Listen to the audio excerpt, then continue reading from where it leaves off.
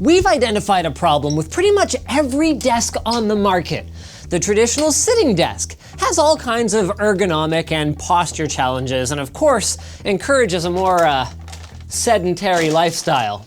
And then there's the new age standing desk. Well, with the standing desk, you stand. And there are a lot of claims being made about how these might help offset the gigantic cake that you're apparently eating for lunch. And making matters worse, these standing desks are inordinately expensive in many cases. So we thought, leave it to us. We've got the solution. For less than a couple $100, we're gonna build the desk that forces you to stay in shape.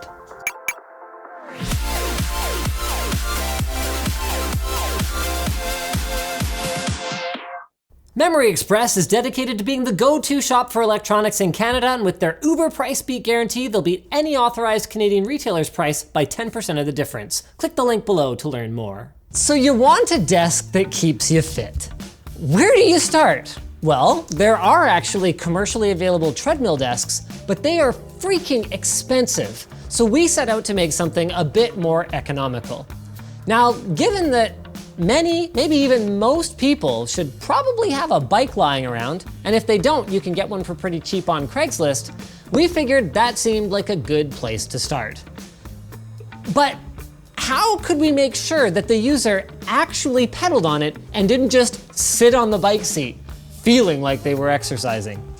Could we maybe generate the power for the computer using the bike? Well, that seemed a bit harsh, but what if we took away their internet whenever they stopped pedaling? Now we're getting somewhere. So we set about creating a small generator from a bike that could be used to power the user's internet switch. After ordering a bike fitness trainer, an electric motor, and a charge controller from Amazon, we were ready to get started. Now you might think that we should put the electric motor directly onto the flywheel of the fitness trainer, but we need the motor to be spinning at around 3,000 RPM. And we're not going to be hitting anywhere near that on the bike. So we need to create a gear reduction from the bike to about 2.5, 2 inches, something like that.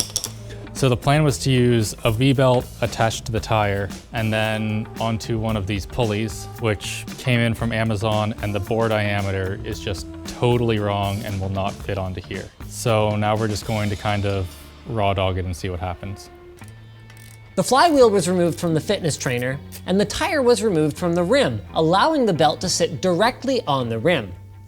The tires needed to come off Alex's bike anyway after he ran over some beer bottles that someone kindly smashed on the road, so that worked out great for everyone. So the plan, since our die-cast pulleys aren't going to work, are to laser cut out pieces of wood, have one that fits over this sprocket, then have a couple that go along the shaft here and sort of screw them all together, and hopefully it can transmit the torque. After a little bit of CAD, we were ready to fire the laser. Fire the laser! It's like, if we can just transmit the torque with this, it's gonna be like done tomorrow. It'd be great. Like, on a scale of 1 to absolutely horrendous, where would you rate this idea?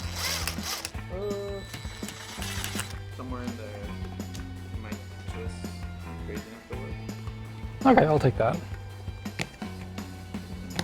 Do you think that if we just got someone to sort of hold this and then we pedaled, we could just see if it's going to work? With the wooden pulley attached and screwed together, we weren't that hopeful at this point.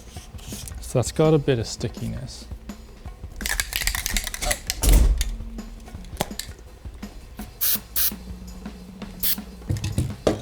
I don't even think this is gonna work with wood.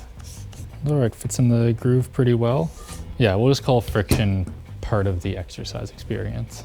With very little to lose, we geared up to see if this plan could work at all. We would need to make sure that we could have the motor spinning at over 3,000 RPM without the poor wooden pulley blowing to pieces. Ooh, look at him go. So we're getting like 27 volts, something like that? Nice slow down. Whoa! So clearly we need this to be mounted better than just me holding it, but... After proving that at least in theory this should work, we needed to make a more permanent mount for the motor. So we need to lift the motor up about this high so that the belt doesn't hit on the frame here. Maybe I'm kind of thinking that we might be best off making a frame. So we sort of put 2 here and then 1 across, and that's where the motor actually mounts. It would be nice though if there's some way for us to tighten it. Do you have any ideas?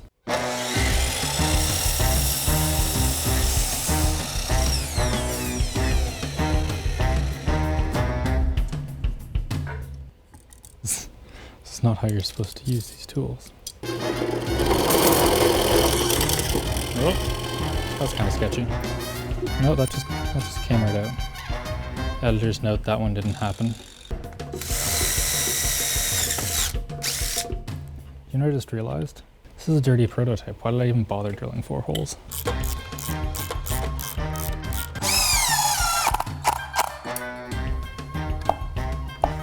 So that's a problem. What?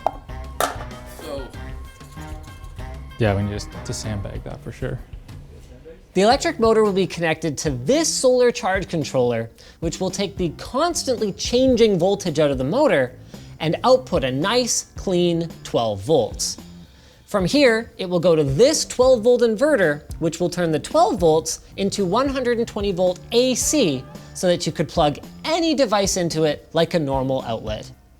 We weren't entirely sure if this would work, since you might need a battery between the controller and inverter. On there. I wonder if this will work.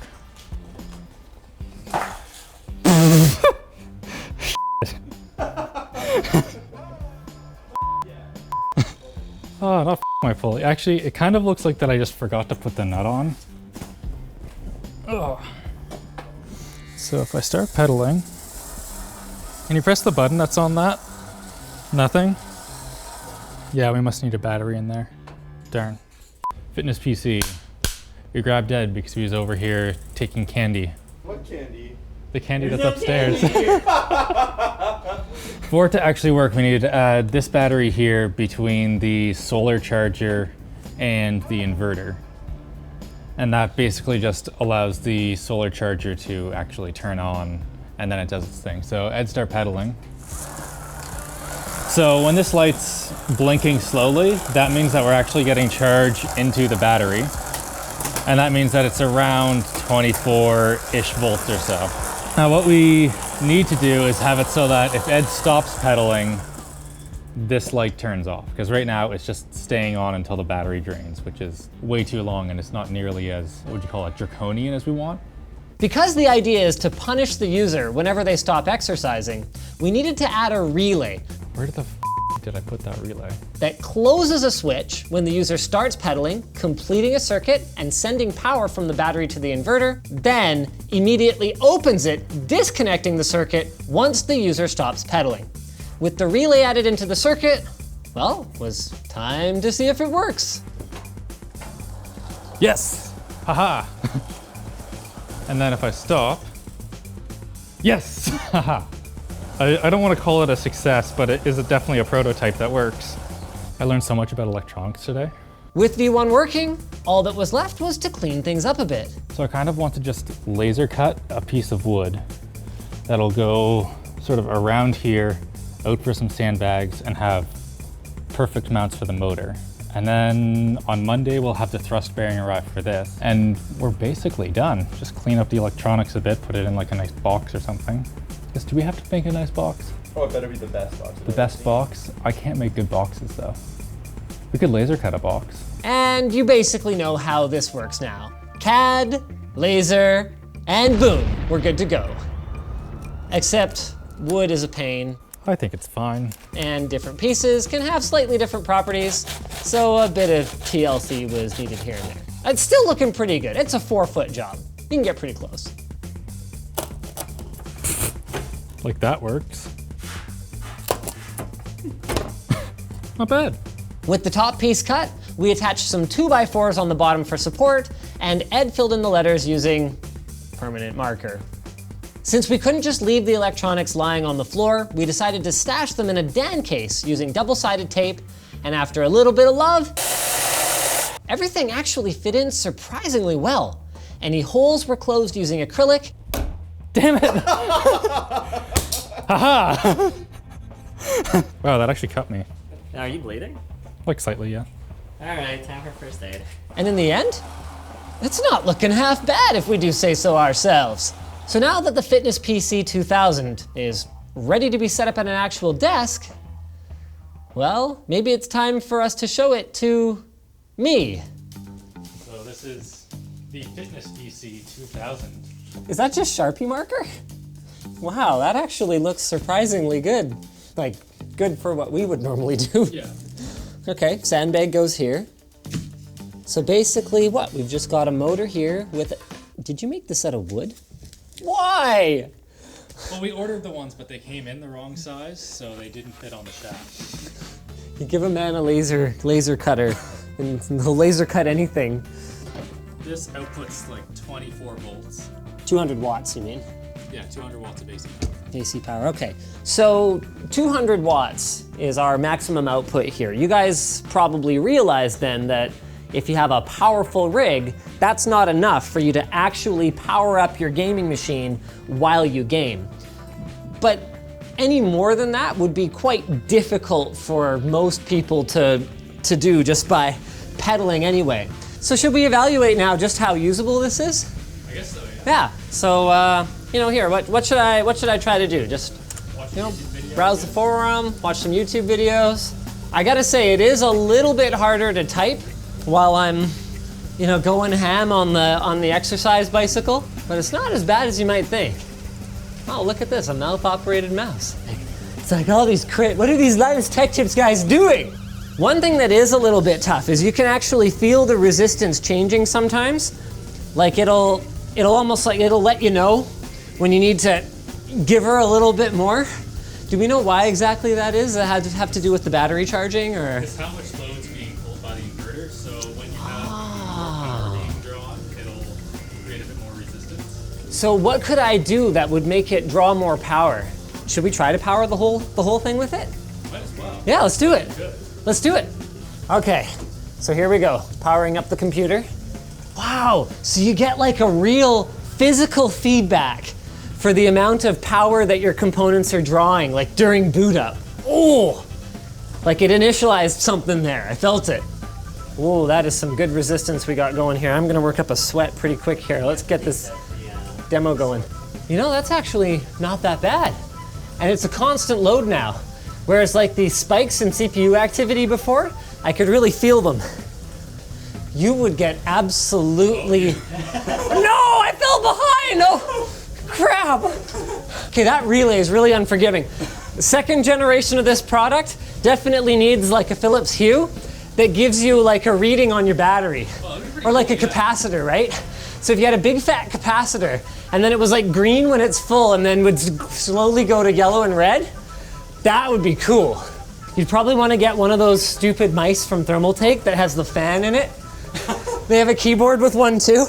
Keep your palms from getting too sweaty and your arms from getting too heavy. This might be a little extreme. I think having it plugged into the network switch is good enough. I think so too. Okay, should we try and play a game? Sure. Come on! Okay, play CSGO. No! Oh no! Just load the map. Come on, I just want to play one round. Okay, CT, here we go. So CPU's at like 25% and GPU's going up as high as like 80, 100. Oh, almost fell behind for a second there. No! I give up. The new Volta XL charging cable delivers great value, durability, and some enhancements over the original. It's capable of delivering up to 87 watts at 4.3 amps, allowing it to be compatible with fast charging devices. With on-the-go charging functionality, it'll allow your phone to act as a battery bank to help you charge up other gadgets, and the snag-safe tips are made from an N52 neodymium magnet that offers a strong, solid connection, which enables you to quickly connect your devices, but also acts as a safety in case you get your cables caught on anything. They're made of strong military-grade nylon, and they come with a lifetime guarantee on the cable. So check out their Indiegogo page at the link in the video description. Oh, my legs. So, if the goal was an exercise bike that makes you literally get ass sweat, then mission fucking accomplished. The fitness PC is a huge success. So thanks again for watching, guys. If you disliked this video, you can hit that button, but if you liked it, hit like, get subscribed, or maybe consider checking out where to buy the stuff we featured at the link in the video description. Also down there is our merch store, which has cool shirts like this one, but not pre-soaked in sweat, and our community forum, which you should totally join. I am like actually dripping all over the place right now.